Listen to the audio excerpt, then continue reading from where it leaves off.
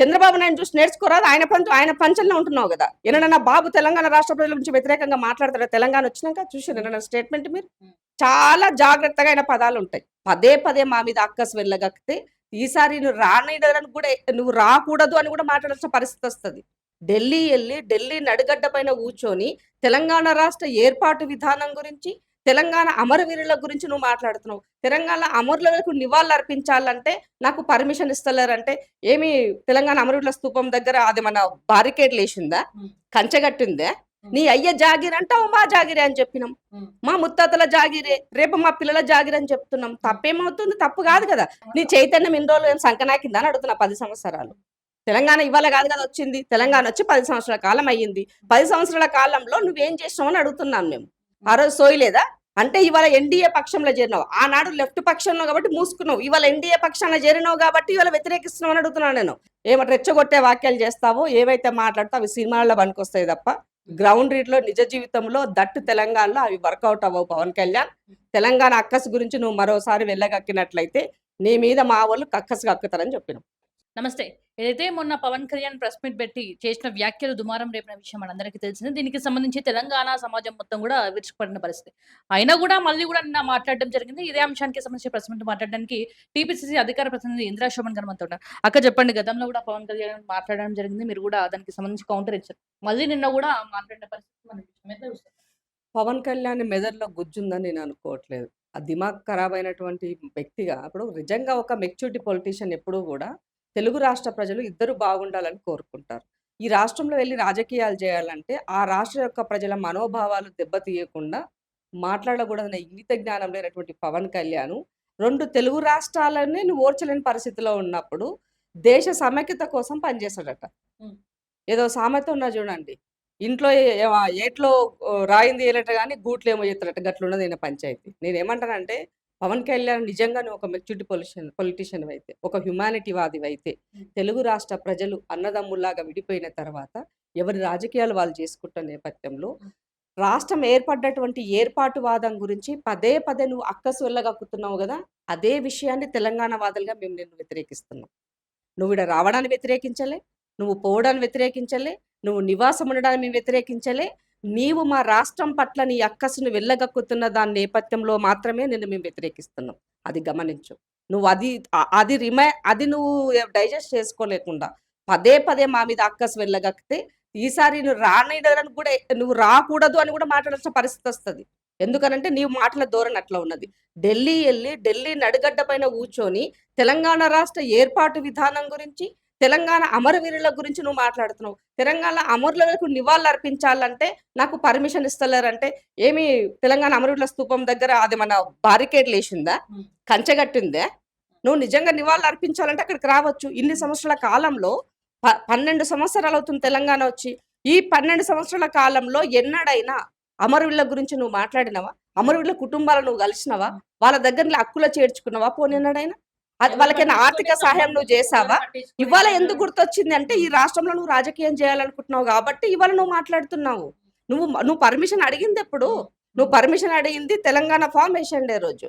అది జరిగిన విధానాన్ని, నువ్వు అడిగిన విధానాన్ని లా అండ్ ఆర్డర్ పరిధిలో ఉన్నటువంటి దాంట్లో డిపార్ట్మెంట్కు ఉన్నటువంటి అభ్యంతర నేపథ్యంలో నీకు ఇవ్వకపోయి ఉండొచ్చు. అంత మాత్రం నువ్వు ప్రెస్ మీట్ పెట్టి నీ అయ్య జాగిరి అంటావు, మా జాగిరే అని చెప్పినాం. మా ముత్తాతల జాగిరే, రేపు మా పిల్లల జాగిరి అని చెప్తున్నాం. తప్పేమవుతుంది? తప్పు కాదు కదా. నేను ఏపీకి వచ్చి నీ ఇలా మాట్లాడితే ఊరుకుంటావా నువ్వు? కాదు కదా. సో 2 రాష్ట్రాలుగా ఏర్పాటైన తర్వాత 2 రాష్ట్రాల అభివృద్ధిగా, అన్నదమ్ములుగా, బంధుత్వాలతో అన్ని రకాలుగా బాగుండాల్సిన పరిస్థితులు నెలకొల్పాల్సిన అవసరం ఉన్నది.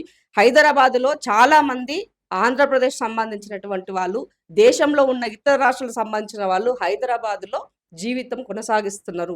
ఎవరినైనా ఇప్పటి వరకు బెదిరించినట్టు కానీ, అదిరించినట్టు కానీ, వాళ్ళ దగ్గరికి వెళ్ళి ఏదైనా చేసినట్టు కానీ ఎక్కడైనా కనబడ్డాయా ఆనవాళ్ళు? కనిపించలేదు కదా. మీ వాక్యలు రెచ్చగొట్టే విధంగా అలా ఉన్నాయి కాబట్టి తెలంగాణ వాదులు, తెలంగాణ రాష్ట్రంలో ఉన్న ప్రతి ఒక్క బిడ్డ పార్టీలకు అతీతంగా మా యొక్క ఆత్మగౌరవం కోసం తెచ్చుకున్న తెలంగాణలో వచ్చి మళ్ళా ఈడ మీ యొక్క పెత్తనం చేస్తామంటే భరించమన్నాం. నన్ను కించపరుస్తూ నా దగ్గర పెత్తనం చేస్తామంటే ఊరుకుంటామా అంటున్నా. అంతర్భాగం తెలంగాణ ఖచ్చితంగా వస్తాం, పోటీ చేస్తామని చెప్పేసి కూడా అంటున్నారు. ఏదో పోటీ చేస్తామంటే మేము సాధించుకోవడం కావు, చైతన్యపరచడమే అనేసి నీ చైతన్యం ఇన్ని రోజులు ఏం సంకనాకిందా అని అడుగుతున్నా. 10 సంవత్సరాలు తెలంగాణ ఇవాళ కాదు కదా వచ్చింది. తెలంగాణ వచ్చి 10 సంవత్సరాల కాలం అయ్యింది. 10 సంవత్సరాల కాలంలో నువ్వేం చేసినావు అని అడుగుతున్నాం మేము. 60 సంవత్సరాల సుదీర్ఘ పోరాటంలో జరిగినటువంటి నష్టాన్ని పూడ్చడం కోసము తెలంగాణ ఏర్పాటైతే, ఆ ఏర్పాటు వాదాన్ని నువ్వు కించపరిచే విధంగా మాట్లాడుతున్నావు. మళ్ళీ అదే మాట మాట్లాడుతున్నావు. కాబట్టి మీరు చూడండి వాళ్ళ పేపర్ స్టేట్మెంట్లు అన్నింటిలో కూడా ఈ ఏర్పాటు వాదాన్ని మాత్రమే నేను వ్యతిరేకిస్తున్నానంటే ఏంది ఏర్పాటు వాదం? మరి 2 తెలంగాణ, ఏపీ వాళ్ళు ఇద్దరూ కూడా ఆ రోజు ఒప్పుకొని ఉంటే, ఆంధ్రప్రదేశ్ వాళ్ళు వ్యతిరేకించకపోతే, పార్లమెంటు సాక్షిగా ఆ రోజు మీరా కుమారి గారి పైన వాళ్ళ పెప్పర్ స్ప్రే జరగకపోయిండుంటే, దాడి జరగకపోయింటే, ఆ రోజు ఆ పరిస్థితి ఉండేది కాదు కదా.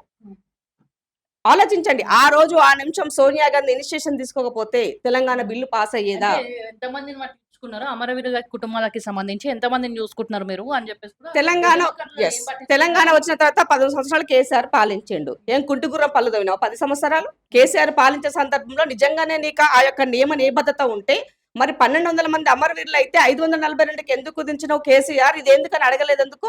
కేసీఆర్ ఇంటికి కూడా పోయినావు కదా ఒక రోజు. ఆయన కూడా మెచ్చుకున్నావు కదా ఆయన. మరి ఎందుకు మాట్లాడలేదు ఆ రోజు? ఆ రోజు సోయలేదా?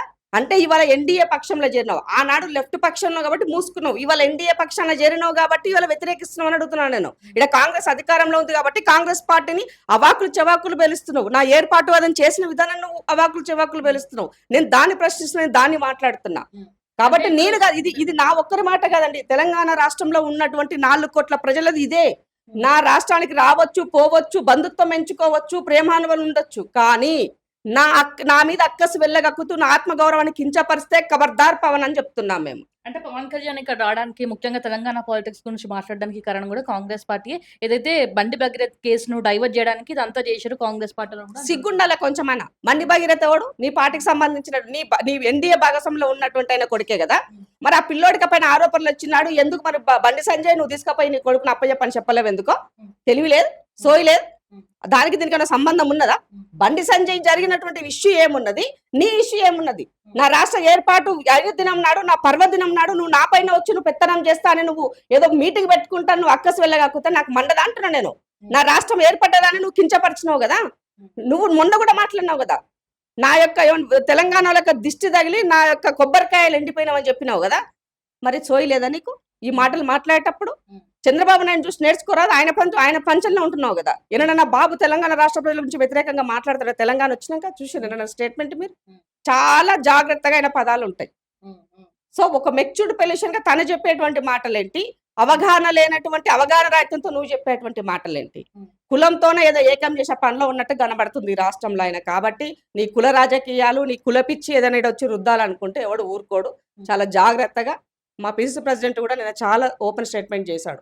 నువ్వు ఏమంటే రెచ్చగొట్టే వాక్యాలు చేస్తావో, ఏవైతే మాట్లాడతావు అవి సినిమాల్లో పనికొస్తాయి తప్ప గ్రౌండ్ రీడ్లో నిజ జీవితంలో దట్టు తెలంగాణలో అవి వర్కౌట్ అవ్వవు. పవన్ కళ్యాణ్, తెలంగాణ అక్కసు గురించి నువ్వు మరోసారి వెళ్ళగక్కినట్లయితే నీ మీద మా వాళ్ళు కక్కసు కక్కుతారని చెప్పినాం. సో ఏదైతే కొవ్వొట్లకి సంబంధించి కూడా నడుస్తుంది, కొవ్వొట్లు కూడా ఉన్నారు కాంగ్రెస్ పార్టీలో అని చెప్పేసి కూడా ప్రధానంగా మన మీనాక్షి నటరాజన్కి సంబంధించి కూడా ఒక చర్చ జరుగుతుంది. కాంగ్రెస్ పార్టీ ఇదంతా చేస్తుందని చెప్పేసి కూడా అంటారు. చెల్లె నేను ఒక్కటి అడుగుతాను, ఎవరే జర్నలిస్ట్, సమాజంలో జరిగేటువంటి దాంట్లో ఎన్డీఏ గవర్నమెంట్ బీజేపీ అధికారంలో ఉండి ఎలాంటి క్రిమినల్ కేసు లేనటువంటి, ఎలాంటి ఏమంటారు ఆర్భాటాలు లేనటువంటి, ఒక కామన్ లైఫ్ జీవితం గడుపుతున్నటువంటి ఒక గాంధీవాదనటువంటి మీనాక్షి గారి యొక్క వానిపైన ఎలాంటి కేసులు లేనటువంటివి. కేసులు కూడా ఏమని ఉంటుంది మన అఫిడవిట్లో అంటే 2 సంవత్సరాల పాటు ఉన్నటువంటి కేసుల గురించి మాత్రమే అందులో పొందుపరచాలని ఉంటుంది.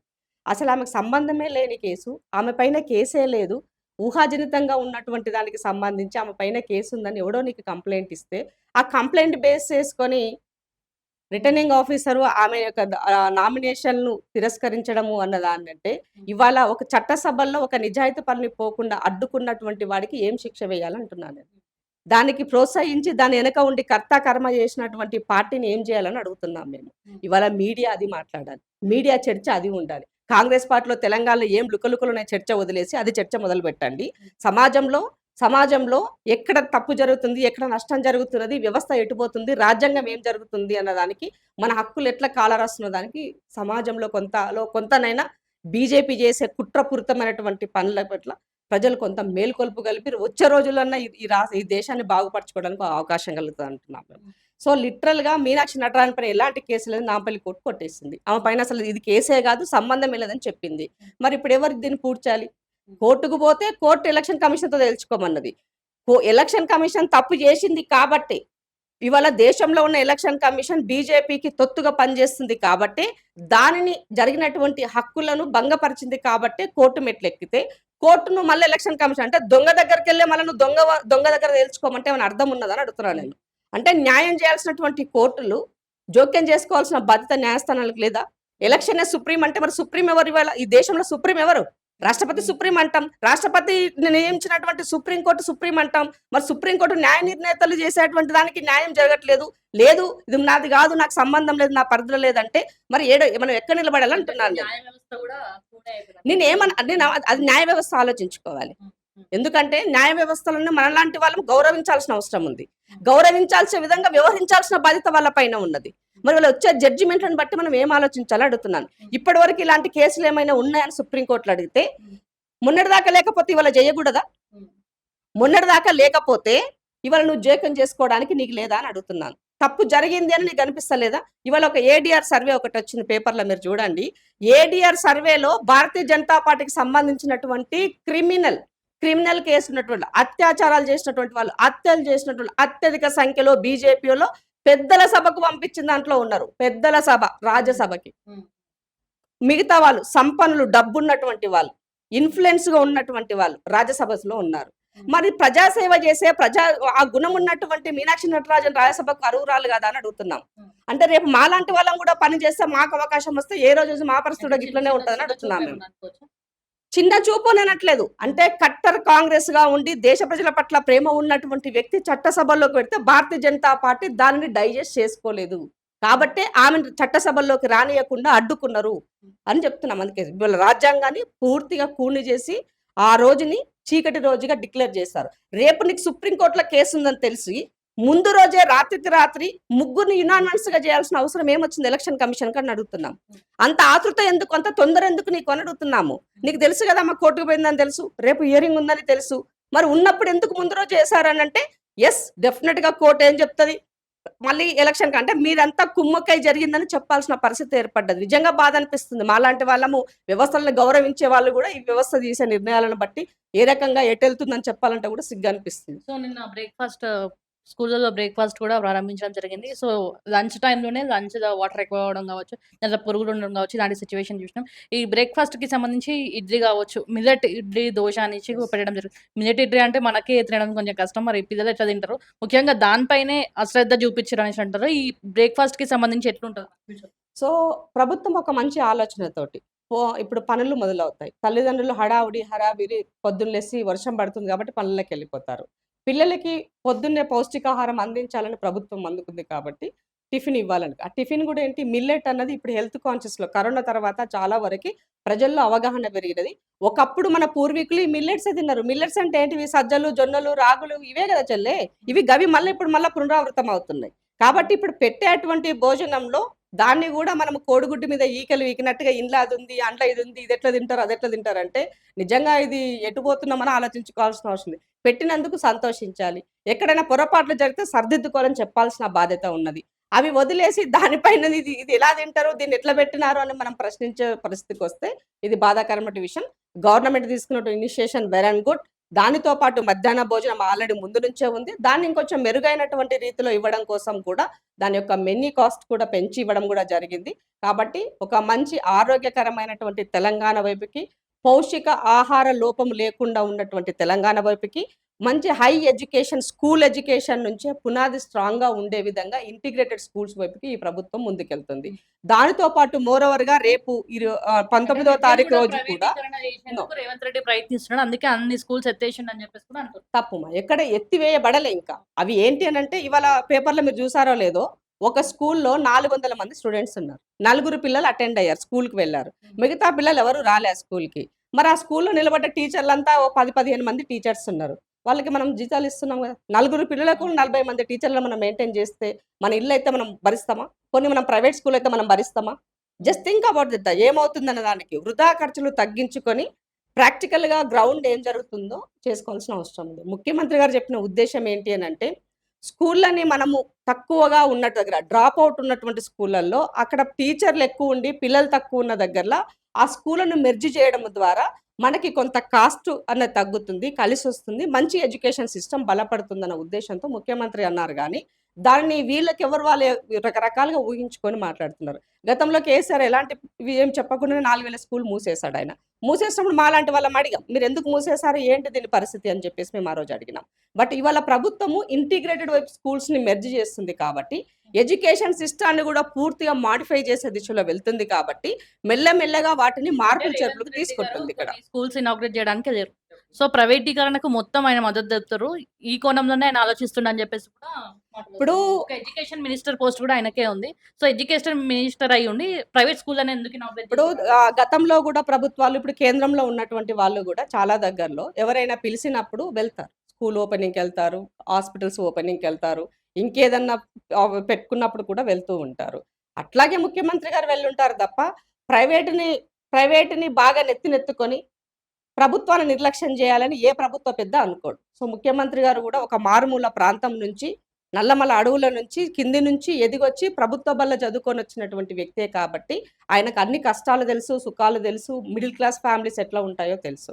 కాబట్టి ఆయనకు ఏ అనుభవం లేకుండానే ఒకవేళ ఏమంటారు గోల్డ్ స్పూన్‌లో ఎదిగొచ్చిన వ్యక్తి అయితే మీరన్నట్టుగా నేను గూడా అయ్యో! అట్టెట్లా చేసినావు అని అనేవాళ్ళం. కాబట్టి అది సరైనది కాదు. ఆయనకొక విజన్ ఉన్నది. ఎడ్యుకేషన్ సిస్టాన్ని స్ట్రాంగ్ చేయాలనే ఉద్దేశ్యంతోటే బడ్జెట్ గూడా ఎన్నడూ లేని విధంగా బడ్జెట్‌ను గూడా పెంచి ఇవ్వడం జరిగింది. ఇంటిగ్రేటెడ్ స్కూల్స్‌కి బిల్డింగ్స్ కూడా ఆల్రెడీ వర్క్ కూడా మొదలుపెట్టి ఇచ్చున్నారు. రేపు 19వ తారీఖు నాడు ఎల్బీ స్టేడియం సాక్షిగా విద్యార్థులకు అందరికీ గూడా ఒక 29 వస్తువులకు రిలవెంట్ సంబంధించినటువంటి అన్ని రకాల ఒక కిట్‌ని పిల్లలకి ఒక కార్పొరేట్ స్కూల్‌కి వెళ్తే కార్పొరేట్‌లో వాళ్ళకి మనం ఫీజు కట్టంగానే ఏ విధంగా అందిస్తారో అట్లాగే ప్రభుత్వ స్కూల్‌లో గూడా మనకి యూనిఫార్ము, షూజు, బుక్సు వాళ్ళకి సంబంధించినటువంటి ఎవ్రీథింగ్ అన్ని థింగ్స్ కలిపి ఒక ఒక కిట్ అందించే విధంగా గూడా ఏర్పాటు చేశారు. సో, మనం ఒక మంచి పని చేస్తున్నప్పుడు దానిని స్వీకరించాలి.